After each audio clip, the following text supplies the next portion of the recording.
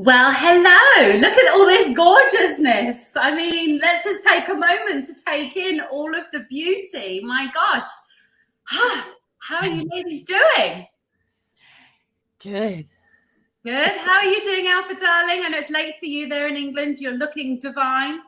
Well, put it this way, I got ready 5 hours before thinking that it's going to be at 5 o'clock my time. And you did say to me, Alpa, are you going to be okay being, with it being late? I was like, yeah, 5 p.m., no sweat. But yeah, so eager beaver, I was ready. I was keen with my, pom-poms out. Oh, it's so great to have you with us. Isn't it? So let's just let everybody know how this came about. So, because one of the things me and Laura spoke about this before was friendship, but I want to talk about friendship a lot today and what it means. And I feel like this is such a beautiful representation of friendship, but also genuine kindness and people leaving their egos at the door and all that sort of stuff. So basically, me and Laura have this show, as everyone knows, and we do this every Wednesday. And Laura thought that she was going to be traveling. And so she was like, oh my gosh, what am I going to do? Like, I'm going to try and get on from the airport. And then God literally said, well, you should ask Alpa. So I asked Alpa, I leave her a message late at night, and I don't know what's going to happen. I don't know if she's going to be busy or traveling or whatever, but she's like, oh, do it. I'm in, I'm down for whatever. And then this morning, I think, or yesterday, I get a phone call from Laura saying, guess what? I can make it. I was like, well, it's going to be a party. So here we are. But that just shows, it's just, and you guys already know each other, and I've spoken about that before. At this time in the world, you can see the groups of people. We know each other in the real life. Like, we really connect with each other. We really like each other. And this is an embodiment of that. You're not just seeing 3 women on screens. We actually love each other. And I always say that with Laura, but now you've got Alpa here in agreement. It's like, this is a real thing, isn't it? For sure. I mean, I was really looking forward to this. I was just saying to Laura, the last time we done our show, which was about a year ago, that you put us together, Amelia. And I have to say, Amelia, you're just an amazing soul. You connect people together from such a pure place in your heart for the benefit, and you think about that individual in its entirety. And I'm so blessed. So thank you. And Laura, it doesn't feel like it was a year ago, does it? December. It was the winter solstice. And we did that round table. Do you remember? And all that.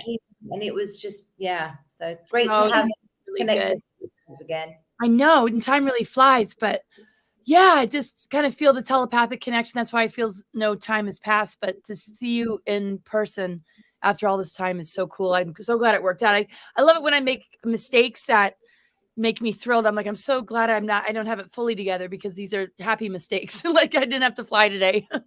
Well, exactly. And when I said to Laura, I said, don't worry, Alpa's going to do it. She was like, oh, I love Alpa. And she was like talking about like the Lion TV and talking about you and all what you guys have done. So it was just like, oh my God, this is amazing. And then when she was able to, here we are, guys.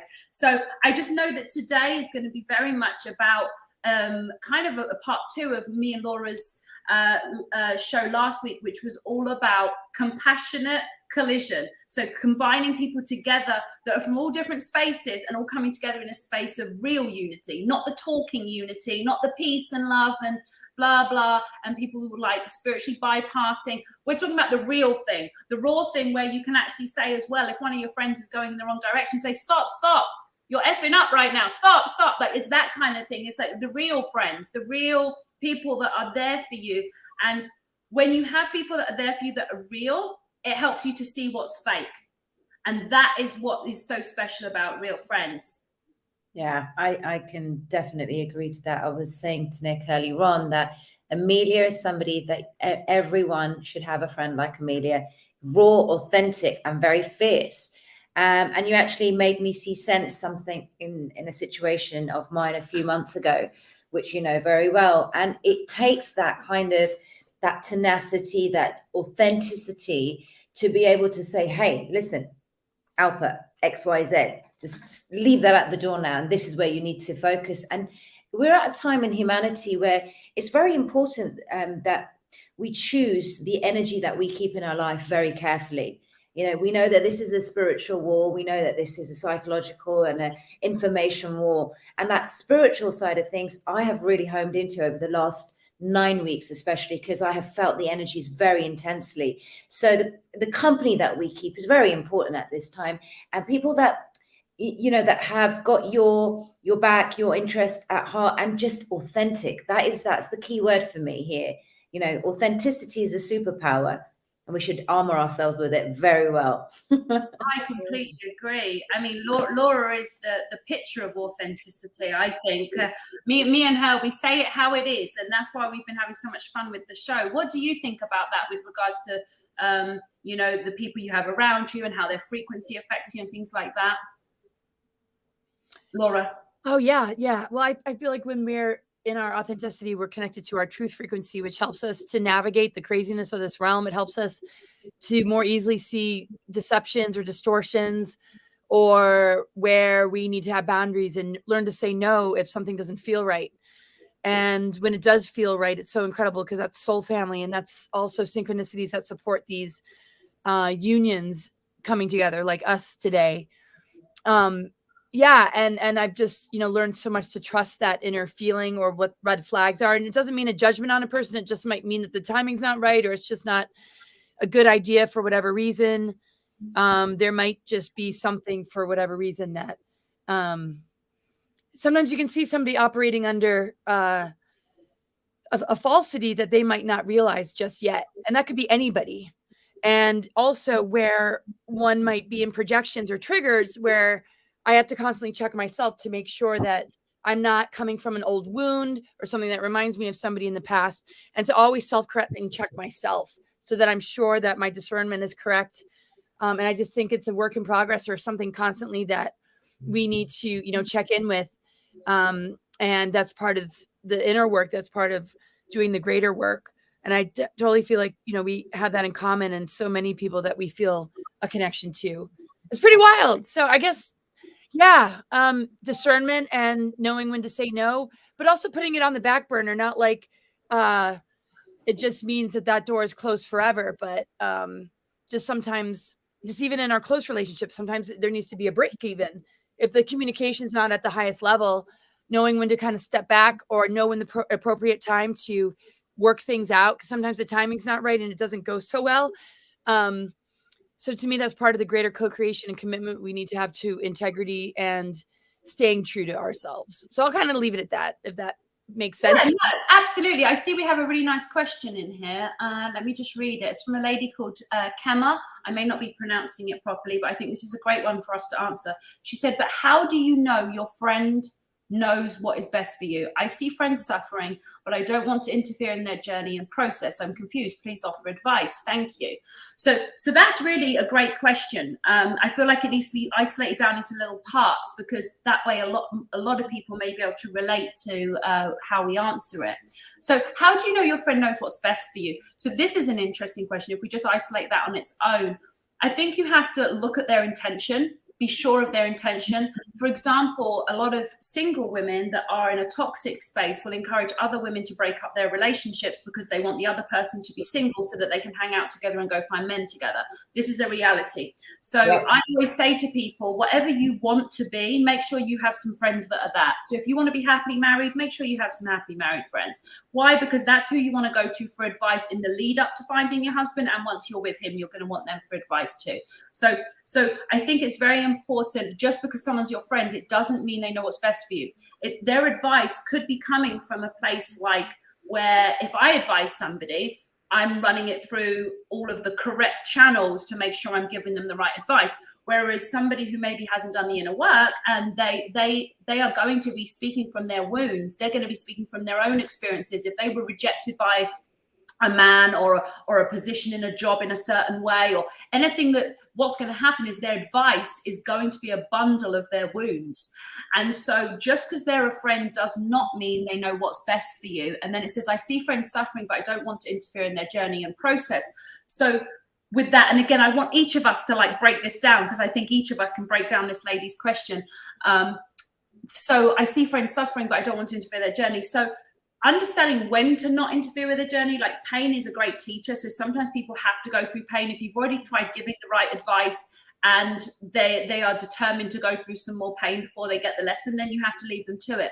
On the other hand, if you have the solution and you know it's the solution and it's proven, and you can back it up with research or evidence, and why let that person go straight into a brick wall when you could stop them? So you can attempt to. But there was something that I was guided by God on one of my earlier shows this week, either Monday or the talk time. And it was, just because you have the food someone needs to eat doesn't mean that they're going to eat it. So understand that there's a few different grey areas in this. What do you think, Alpa, from that question? What jumps out to you?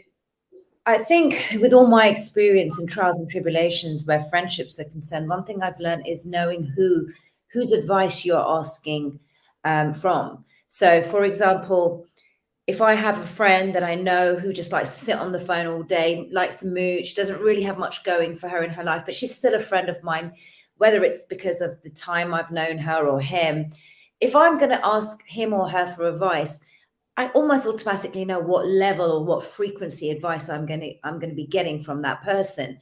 So it's really important. Oh, hello. Where you gone, Amelia? You got my picture. I know. I went back and it had Laura's picture. I know. I just wanted to turn the AC on. Cool. So I just didn't want to disturb your run. Keep going. Morphed into Laura there. Hey, Laura, for a minute. No, I don't know what that's about. Keep going, girl. Yeah, no. I caused the least disturbance and I caused the most. It's all good. It's all good. You said it was a party, so you know. Yes, exactly. A little bit annoying. But yeah, I've learned over time is that, you know, they say too many cooks spoil the broth. And if you go and ask so many different people, so many different friends, advice, you're not listening to your own inner wisdom and your own voice, and you're not trusting yourself. And it's nice to go to friends who you know that are sound and that can give you advice that's outside their own wounding, which is what you were just saying. Now people can give you advice which is pertinent to what they've gone through. See, if somebody comes to me for advice, for example, irrespective of what I've gone through in my life, I always try and look at that person's situation outside myself. So it's not subjective, it's very objective. So for example, I've saved 3 marriages, 3 friends of mine whose marriages literally went down the pan, right? And they went to as far as divorce, and then 6 months later getting back together again. I'm not friends with those people anymore now, but I spent 6 months coaching this person, like, you know, the sort of importance of their marriage, and you know, she can't be this fickle, they've been married for 7 years, etc., and the sanctity of marriage and their union. And it was all outside my own personal experiences. I hadn't been married. Who the hell was I, you know, as an expert? So in answer to that lady's question, it's just to be observant about who you're asking advice from, because, you know, what you said is really important there, Amelia. Like if you're going to be asking a relationship advice from a single person who may not want you to be with a person or see you happy or just want you to go out and party and stuff, well, you've got to be able to decide what it is what you want and be very clear with that. So yeah, absolutely. Laura, what are your thoughts, darling? Oh yeah, I totally agree. Yeah, I don't tend to give advice unless I'm asked. I don't want to interfere because I know that if I'm not being asked, they probably want to just work on it themselves. But sometimes people are afraid to ask for help.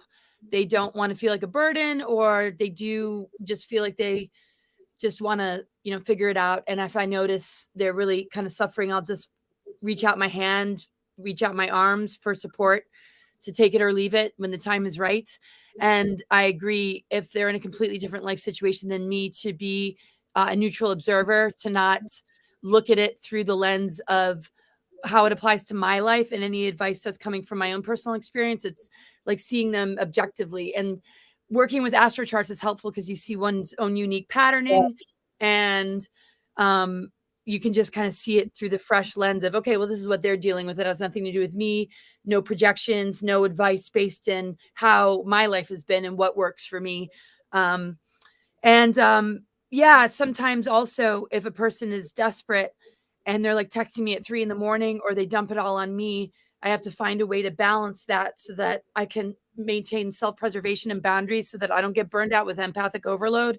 And that's a really, really tough one for me because, you know, my heart kind of bleeds for people real easily, and I'll kind of put my energy on the line and overextend myself if I know that they're in need. So what I tend to do is like either give referrals or whatever wisdom I can give in the moment, and just to let them know they're not alone. and that I can carve out time when it works instead of burn myself out. So that's always a tough one. And then I kind of look at myself, well, what do I do when I really need a friend? And I'm careful who I might come to based in what I can observe, like what their workload is, what they're taking on. And maybe, just seek a shoulder to cry on and somebody to vent to without expecting them to fix it for me or solve it. So it's always different. It's situational, depending on the person, depending on how much I know them, depending on how much I know their situation. And it's something to definitely, kind of reflect on. And it's been an ongoing challenge, but a beautiful one, because I think challenge and adversity can bring us closer together or further apart, just like challenge and adversity within our own lives. If we have illness or injury, it's an opportunity for us to get to know ourselves better and bond. Same with our partners we might have strife with. But if we take the lower road, it can create more division, more conflict, more drama. And so spiritual maturity and integrity and really being able to be accountable to oneself and also point out where something's not working without being in the blame, shame, or victim game can really strengthen the bond with ourselves, our friends, and our loved ones. So it's always, something to look at, and then to know how to apologize and, just when the boundaries are crossed or vice versa, that there can be an exchange and a communication that can create, just a beautiful opportunity to forgive and have compassion for how survival energy can overtake us sometimes, where we might realize like, whoa, I was in my survival chakra or completely panicking. And this doesn't have to be that way. But if it is, that we can, have ultimate forgiveness and find sort of a win-win situation without having divide and conquer get the best of us either, to where separation or a falling out of a friendship might occur. So it's definitely a process, but a beautiful one. I love it. Oh, and some I don't know. I just heard something that was kind of interesting.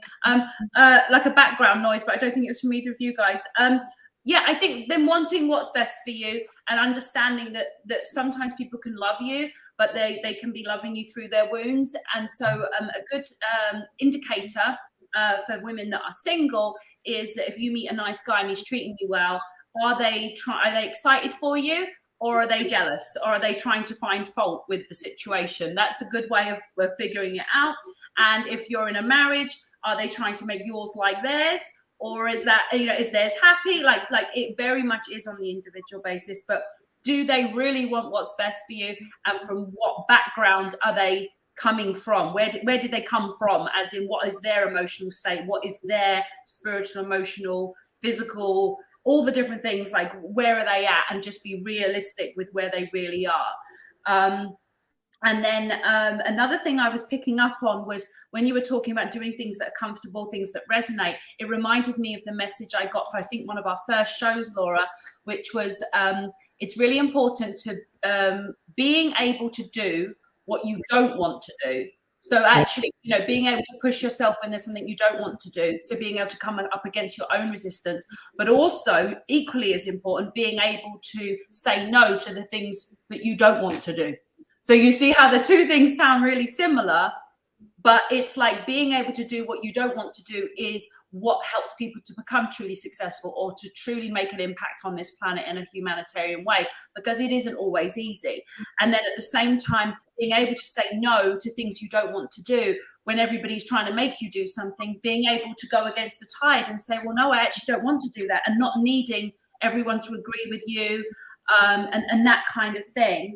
I think self-preservation is an area we could definitely go into more, because one thing the three of us do is we all help a lot of people, but we also take the time to ensure that we're okay. So I think that's definitely an area for us to go more into. And I love what Laura was saying about being able to apologize. I was having dinner with someone the other day and we were talking and he said something and I said, oh, you're right. And he went, whoa. And I was like, well, what do you mean? And he was like, I'm not used to people saying that, because most of the time when someone's right, people don't say you're right. Like, you know what I mean? Like, they don't take correction well. Whereas I'm like, oh, you're right. I was wrong there. Yeah, no, you're right. Like, do you know what I mean? So being able to own your mistakes the same way Laura said she loves these mistakes that end up being a blessing, like us three being on today. But being able to own up to your mistakes and not letting a great friendship go over something silly. Whereas at the same time, I do have a saying in my program where I say sometimes, you know, the trash takes itself out. So some blow ups are meant to happen just so that you can just quietly walk away and leave things be, at least for a while. But yeah, do you want to talk a little bit about self-preservation, Alpa?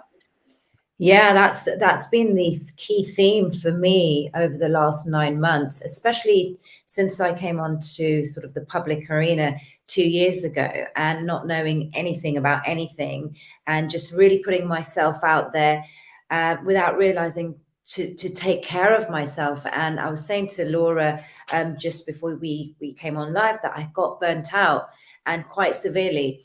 And it really challenged me in my emotional and physical state so immensely that I actually didn't like coming on any lives. I didn't want to do any of my shows. And I really then enjoyed what I was doing behind the scenes, because my background has been in financial services in the mortgage industry, which I completely renounced. And I can't even bear the thought that I was even in that industry. But I worked in the corporate field with a lot of men. But I worked for businesses where I grew and developed them. So I managed around 300 different businesses, and I worked behind the scenes very strategically with them. And it wasn't very sort of public facing. It was just one-on-one. It was, B2B. And then here I am in the public arena, and suddenly with talking and discussing the subjects that we have been over the last 2 years, and then this fight, and then all the other emotional things that we went through with our own personal friends and family, then talking about what we're talking about publicly. It was so much for my system that it was an overwhelm. And people look at you when you're in the public arena and think that you've got it all together. But boy, did I not have it together. I burnt out so much that I thought I was having a breakdown at one point. And I say this really, showing my vulnerability here. And I'm glad that I experienced that, because it taught me the importance of that key thing that we're talking about now is self-preservation. Because if you're not looking after yourself and pouring from a cup that's empty, you've got nothing to give, and you're literally not being authentic. But you need to have the realize to realize this. So it's a journey. But what I have loved, though, in that is that one thing I am 1,000,000,000% sure of is the universe has your back if you have the eyes to see it. The universe is always supporting you, always supporting you. And if you are really keen to develop your own spiritual evolution and journey, then you're asking for this, the messages, and I see so many synchronicities, and I'm living in a state of gratitude all the time, gratitude all the time, even through the most darkest experiences that I've had, not just now, but just in life. It's gratitude that takes you far. And I'm in so much faith with that. And all right, what did I do wrong here? Where in my programming have I allowed this to happen? We are learning so much, and friendship and relationships and connections are very important.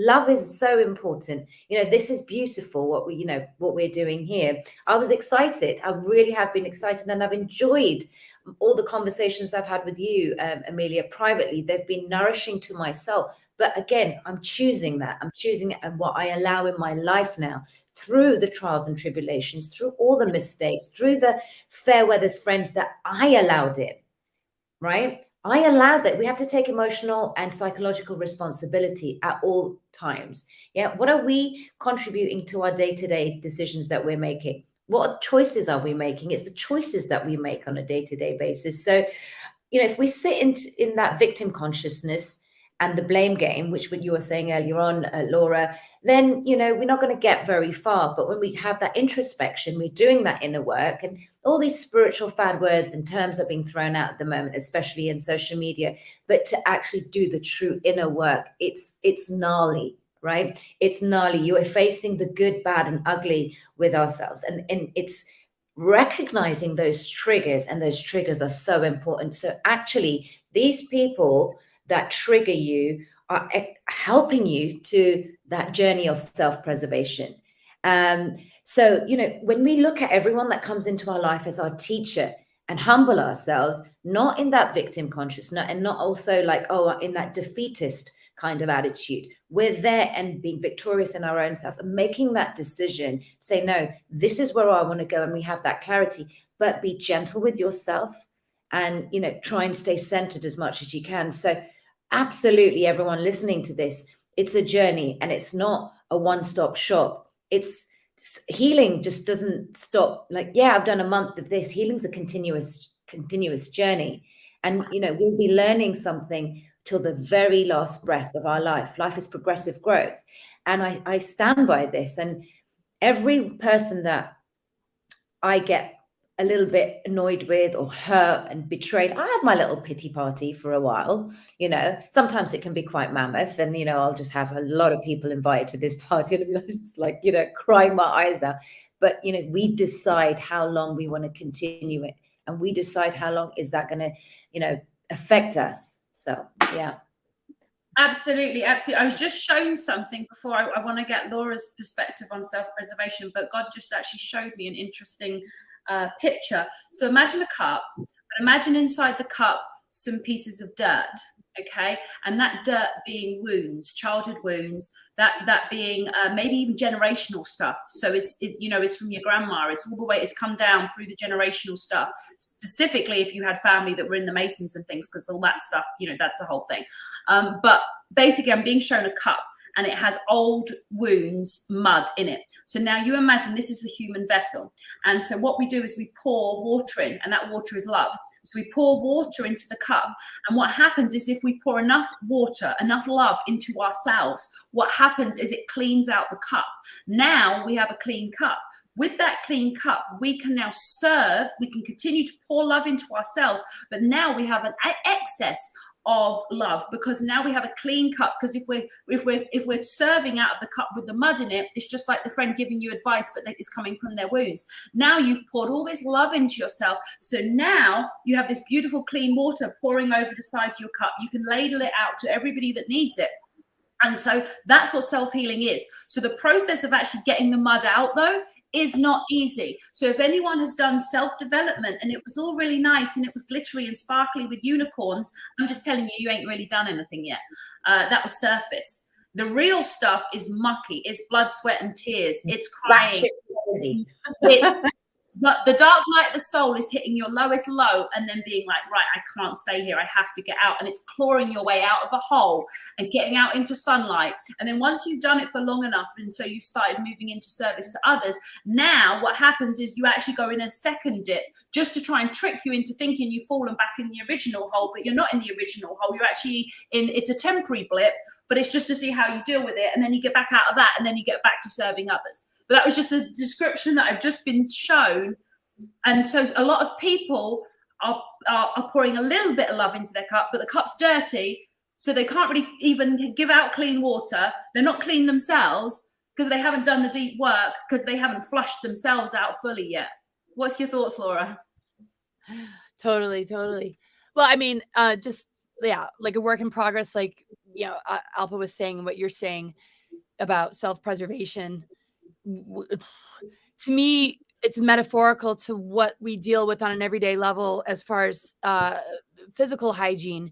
We can't like cook in a kitchen that isn't cleaned up from the night before, or the dishes pile up and the crumbs on the table attract germs and mice and insects and unfavorable things. So if we're not doing maintenance on our emotional body, on our mental body, and our spiritual bodies, the accumulation of energy of not having that release valve can cause overload to the point of breakdown, like we're saying, of not taking the breaks that we need, not getting the rest that we need.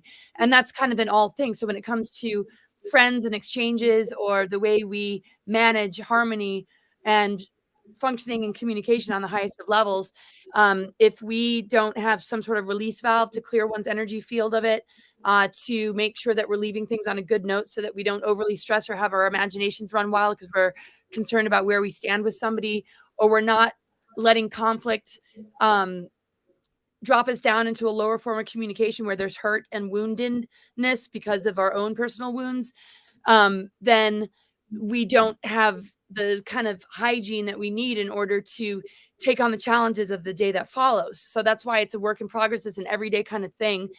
because we see that in the physical plane. We know that if we don't clean the bathroom, if we don't clean the kitchen, if we don't take care of our space, that clutter is going to clutter our minds, and the two go hand in hand. So I tend to look at my outer environment, and if I'm not tending to it, what am I not tending to within myself? And when I do kind of clean things up, I feel like it's doing something healing for me. Yes. And vice versa. If I'm making sure I do the daily maintenance of making sure that my mental body and emotional body and spiritual bodies, I'm doing the hygiene for that, then I'm ready to wake up the next day and handle the challenges, and also know what's too much and what's maybe not enough in order to maintain strong connection. And anybody who's not on board, to know that I will welcome them with open arms as soon as the dynamic is healthy, regardless of who's to blame. And there's friends that I've had to put the pause button on that come back around later on, like nothing really happened, which is better than like overwhelming the self trying to solve something that might cause more attention than one's able to manage because of all the other demands. And those kind of friendships are the one that last. Instead of the misunderstandings of, oh, you didn't text me back. Were you mad at me? What did I do? You know, and that's fine. But when it's over the target of what's appropriate, whoever's side is maybe a little bit out of whack, that one can hold space for improvement without, the blame or the separation or a painful, ending or burning bridges to where you feel like sort of devastated that a sort of breakup happened. I mean, there's ways to have boundaries without it causing pain. And that's why sometimes it's nice to have exes that you might not be in touch with, but you don't feel this toxic energy still linger. I mean, I prefer never to talk to my exes, but I'd rather and not be an energetic cord that still remains of not letting go or feeling hurt, or how can we end this on a good note and never maybe have to message each other again, move on to our new life and say hi from afar. I like to look back, even though sometimes I see my exes and I'm like, oh my God, go away. I don't even want to see your Facebook profile. But no, just love, forgiveness, and knowing that the things that were discord or difficult were a teacher to help me find more self-worth, realizing I don't deserve to be treated like that. And thank you for reminding me of my own self-worth. I can walk away blessing the challenge of this relationship without blaming the person, but maybe I needed to feel into that lack of respect so that my self-worth emerges instead of feeling needy or insecure because an exchange left me feeling less than, instead of empowered to rescue my inner worth, knowing that I don't deserve ill treatment or abuse. So I bless those connections and realized that maybe there is a part of me that needed that and opened up some sort of receptor for that person's dark energy to attach to, because I didn't know how to shut that door or have a strong enough auric field because of that wound still lingering. So like you were saying, the accountability for growth doesn't mean that person was right in doing that, but it's better than being victimized or giving one's power away, Exactly. or having a breakup that causes heartbreak and tragedy. It doesn't have to be that painful. Absolutely. It reminds me of, I had this prayer meeting on Sunday, and Dr. Sherry, who's a pastor, she was talking and she was saying with forgiveness, it means if you run into that person, you're okay. Doesn't mean you want to hug them, cuddle them, kiss them, hang out with them, swap numbers, go for coffee. It just means that you're not going to freeze. You're going to be able to. And it was funny though, because when I ran into my ex, my angels told me 2 hours earlier. They said, you're going to run into your ex later. I was like, okay. And so then when I saw him, he just happened to be 2 seats down at the bar, and I went, oh, hello. He went, hello. And then angels' numbers, please. Can I have a word with your angels? Amelia, please. The thing, give a heads up as well on a few things, if they're giving you. The thing is we didn't leave things on a bad note. When I hurt my ankle, he came and dropped off some painkillers, so we were fine, but it was, and when I saw him again a second time, I gave him a hug, introduced him to my friend, and then off we went, But I thought that that's a really good way to know with forgiveness. If you would feel really freaked out in some way, if you ran into them, if you'd freak out, then you have some forgiveness work to do.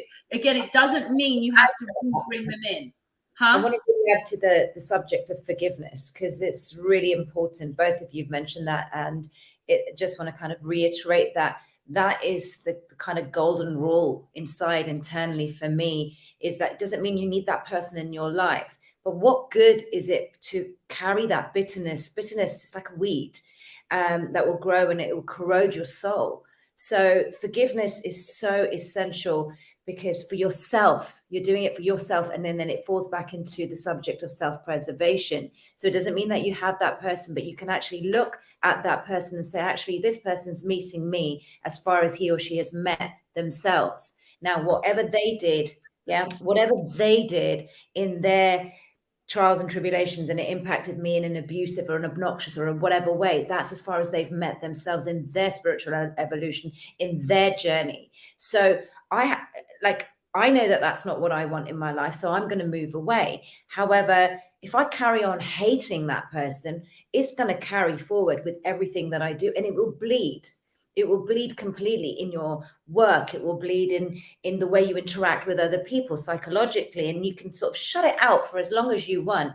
But until and unless you have forgiven them wholeheartedly, and it has to be congruent, it has to be authentic and true, and you will see magic happen.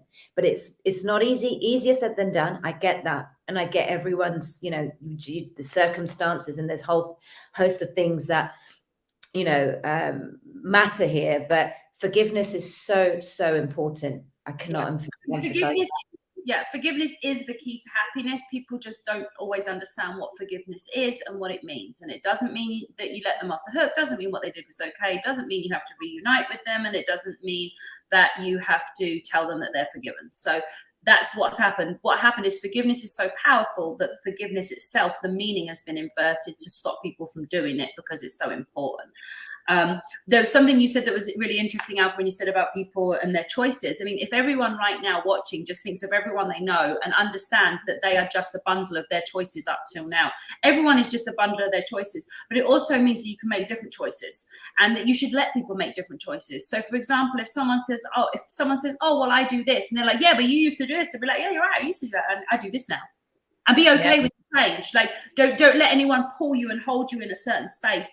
Something I did want to say is quite often when me and Laura are on here, our guides are talking to each other. And this is particularly important today because there's the three of us, and we all have different sort of faiths or beliefs or whatever with regards to like anything to do with religion or anything like that. That's what's so great, is that one thing I know is our guides all speak to us together. Because here's the thing, every time I've asked Laura, and I've known Laura quite a few years now, every time I've asked Laura to do anything, whether it was like, hey, can you be on a round table with Simon Parkes and Young Pharaoh?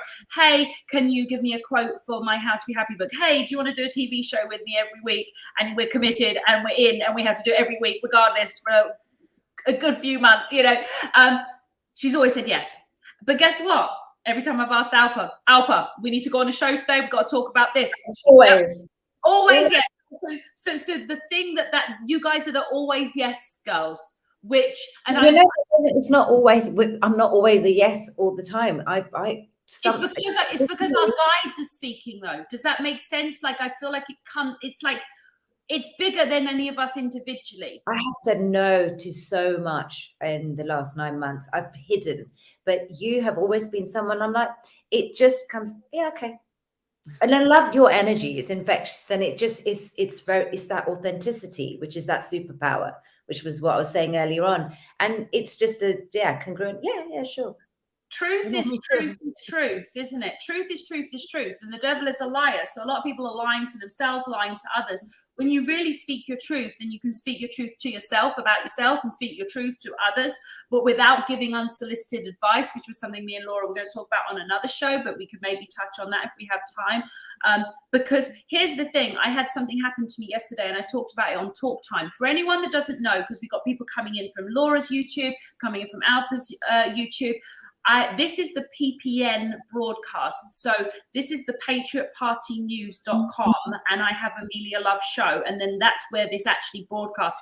This week, so far, we haven't been talking about anything specifically censored, but PPN is where we can talk completely uncensored. So PPN is where you find us every week. Okay, guys? So I think you should have all the links going on in here, and I'll have them dropped into the comments as well for you guys.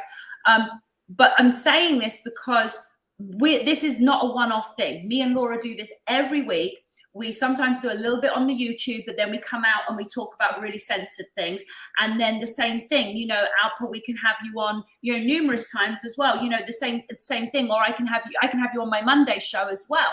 And the difference is that we're uncensored, so this is giving us that freedom. Today we haven't, it's been really important subjects that we've discussed so far, and I think everyone needed to hear it. It doesn't always have to be throwing out keywords, and everyone who's watching knows how brave the three of us are. They know how no holds barred the three of us are. They know that we're not afraid of the dark, and we will talk on whatever needs to be talked about. But I want everyone that's watching to know that this isn't just a one-off thing. This is something that we do over and over. And then the other thing I just wanted to talk about was what you were talking about, spiritual hygiene, Laura, which anyone that is feeling a bit low that's watching this, physical cleaning does help spiritually. So again, just getting in a shower, changing your bed sheets, sweeping up around the house, cleaning up your physical environment can help your internal environment to feel better. This is something I mentioned in my How to Be Happy book. And that's completely free. So that's something, if anyone wants to pre-order it, they can. But the physical cleaning is something that a lot of people don't realize. And then the other thing I wanted to touch on was, for the prayer group, I was given a message which feels more appropriate for this audience, which was, it sounds a bit contradictory, but I'll explain it. It says, your life is not a reflection of what's happening inside of you. That's kind of a new age doctrine designed to make those that are making a difference but coming up against hurdles feel guilt and shame, like they are doing something wrong, and those not suffering to feel superior, when in fact their life is smooth because they are not having any impact, or not as much as they think. The devil attacks the real love bringers because they are a threat to his plan. So I know that's a lot. Some people might just process that for a minute, but the point is your life is a reflection of your choices. Your choices are made by either your higher self or your ego. So yes, your life is a reflection in that way. But if you are making a big impact and you are really scaring the dark and you are really bringing in a lot of love and light, you basically have a big flashing light on your head. So you are going to come up against some resistance, some direct spiritual warfare, etc., etc. So this is important, because if someone out there, and I know there's a few people out there that are watching this or will watch on the replay, if you're going through a lot of stuff, just know it means the devil's scared of you, because you have all the potential in the world to be a real threat, because he doesn't bother attacking those that are like little kittens. He attacks those that are powerful. So it's even more reason, if you are going through a lot, that you do that inner work now, so that you can get into your mission, because we need you, because we need all the warriors now, don't we, Laura? Yeah. I've got my nunchuckers ready. Yeah. Yes, Alpa is the original spiritual badass. Yesterday, so she's like, my little niece taught me a bit of jujitsu. Yeah, so I'm armored. I've got it now. I'm back on track. Yeah, I mean, it's not a one size fits all, and sometimes those sort of philosophies, the sort of new agey stuff. I mean, oh, you muted yourself, my darling, Laura. I'm sorry. I was just going to say, it's not a one size fits all, as far as you were saying. Sometimes spiritual philosophies, especially new agey ones, are projected over situations that do not apply to that whole, your outer world is what you're reflecting based on your inner world. Yes, sometimes, but sometimes no. If somebody's attacking you, or you're empowered and something's trying to poke holes in you and bring you down, you're not exactly asking for it. Sometimes it's a natural reaction to archons wanting to sort of be like, okay, how do we stop that? I mean, when we start to activate galactic chakras and move beyond a certain level, the psychic attack can increase to the point where it's looking to defeat us and make us feel that we're failing on some level, so that we drop our vibration again, when really we have to breathe through some of the psychic attacks or outer attacks, because they are afraid of that power. Now, sometimes, yes, we attract a reflection of what's going on inside. Like if we're feeling really low or insecure, we might notice somebody picking up on that and reflecting back to us something that makes us feel like we're being looked at funny, or they're kind of seeing us through the same lens, because we're projecting that they probably are because of the way we feel. Now, that's a little bit different. So it's never a one size fits all, and nobody should determine or diagnose where somebody's at when they don't really know the person. And people do that a lot on social media. You can do a post and they're going to like tell you where you're at and try and diagnose you and give unsolicited advice. And it's like, well, you don't even know me. One has to be kind of careful of what they share, or just sort of ignore those sort of comments of these kind of spiritual philosophy projections and overlays. So we can only take what resonates and leave the rest. Sometimes it'll be like, wow, I really appreciate that comment, or whoa, that doesn't resonate at all. It doesn't mean that person wasn't well-intentioned, But I notice that sometimes when I'm at my best, when I'm feeling the most empowered, that's usually when, wow, something's really trying to knock me off my center. I have to be extra strong, versus the times where I might reflect something based on what's inside of me, but I also attract somebody who might give me a hug and say, wow, I can tell that you're kind of stressed. Is there anything I can do for you? So it's a mixed bag. And I just find people shouldn't try and diagnose each other, sort of what we were talking about with unsolicited advice and self-preservation, and that we can know the difference. And it's up to us to sort of decide that. And if we're wrong, we're going to self-correct, or there's going to be some sort of synchronicity that helps us to gain that greater life lesson or that wisdom. So I'll leave it at that. I don't know if that made sense. No, that was excellent. That was excellent. I was just going to say, vulnerability wise, myself and Alpa have both had some health challenges, and I know we're both of Indian descent, and I don't know, our bodies are a little bit delicate, but at the same time,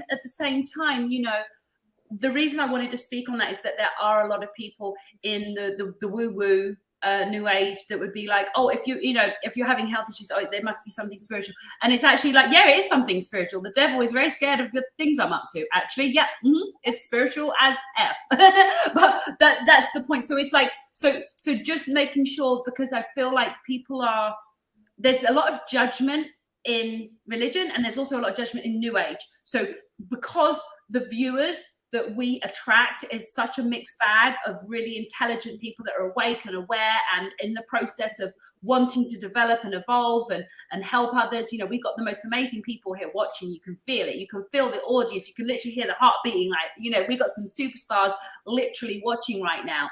And so because of that, it's really important that what we're saying really touches everyone, and they're able to realize that, like I said, if they're suffering, it's because they're probably, somebody that's being attacked for a reason, so that they can overcome it.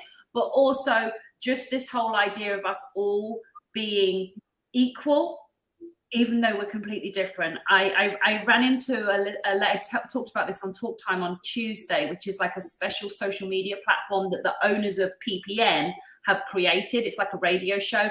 It's like a piece of heaven, because it's literally like all these people are on the phone, and people just take it in turns to talk, and they have moderators that just offer to moderate. And it's amazing. It's beautiful. They have hundreds of people in there. It's amazing.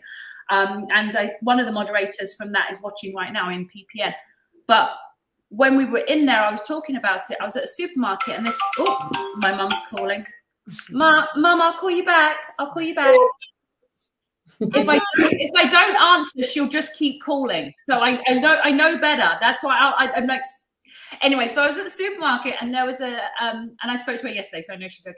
I was at the supermarket, and I saw this lady, and she had a leg brace and a walking stick, but she was only in her late 40s or early 50s, and she needed one of those scooter things. I mean, this woman was struggling, and this young girl went zooping off on one, and she called her and said, "Do you really need that?" And the girl said, "Yes." So, of course, me being me, and as probably as you two would, I was ready for war. I was like, let me watch and see where she's going and why she needs it. So I watched. I didn't overreact yet. I watched. Turns out she got to the end of the car park, and then this beautiful, elegant little grandmother came out and got on it. So she'd gone to get it for her grandma. So she meant well.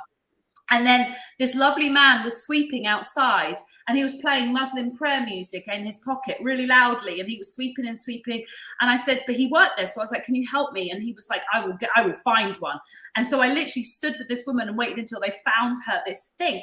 While I'm waiting, she's telling me about how she cried so much about the Queen of England and how she was so sorry for me, and she felt really bad. And now, did I need to, in that moment, give her unsolicited advice about my opinion about the Queen of England? Absolutely not. I just needed to say thank you. I really thank you. I appreciate your condolences. I mean, because it was the appropriate thing to do.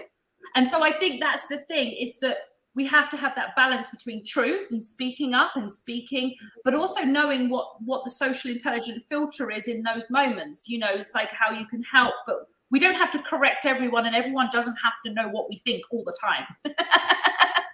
I'm learning that. Work in progress, WIP. Work in progress, because I hold my heart to my chest and I wear my heart on my sleeves. And sometimes this is a lesson that I'm learning, and I'm no way a pro, but I have found that a lot of the friendships that kind of got severed in this movement was that I ran my mouth and I ran it with congruently to my truth. Not about the Queen. I wasn't as somebody called me insensitive. Because we can come out of the YouTubes and go to PPN for the Queen talk if you like. I don't know, Laura. What do you think? I haven't been in the DM chat, so I don't know if you guys. We only have 7 minutes. Yeah, should we do the last 7 minutes and just throw so everyone knows where to find us next week? Do you guys, Laura? You can probably best tell Alpa how to let her people know how to find us there. Oh, you did it already. Oh, well done. Oh, maybe that's Cara. I should definitely be there next week. I'll be at a national park, but I'm going to make sure that I'm there for next week. But we have Mark Atwood next week. Yes, I look forward to it. So that's why I want to make sure everyone that's watching knows where to find us. I love Mark. And we don't want, and yes, and Alpa was actually talking about introducing us, and then I just reached out because she was on holiday, and then is it all tied together? Yes. But everybody, can you come and find us over on PPN so you know how to find us and know that me and Laura are there every Wednesday. And then we'll just give everyone a second because we're going to go over and just do the last sort of very censored conversation over there. So everyone knows where to go. I just want to make sure everyone knows where to go. So we're not ending. We are continuing the stream in the patriotpartynews.com. And the link is up here at the top. Alpa's put it in here. PPN is the Patriot Party News, which is a television platform where the stream, they have 2.6 million viewers a day. And I have my own show in there on Mondays and Wednesdays. And we are going to carry on over there. Okay. And it's free. It's free. It's free. It's free. You just click the link that Alpa has put up here. Everyone watching, because we're gonna jump out of the YouTubes now. So, but you will carry on over there with us. Okay. All right, guys. Do you think we've given them enough time? Yeah. Yeah. Okay, Cara, you can come out of the YouTubes, and we will see everyone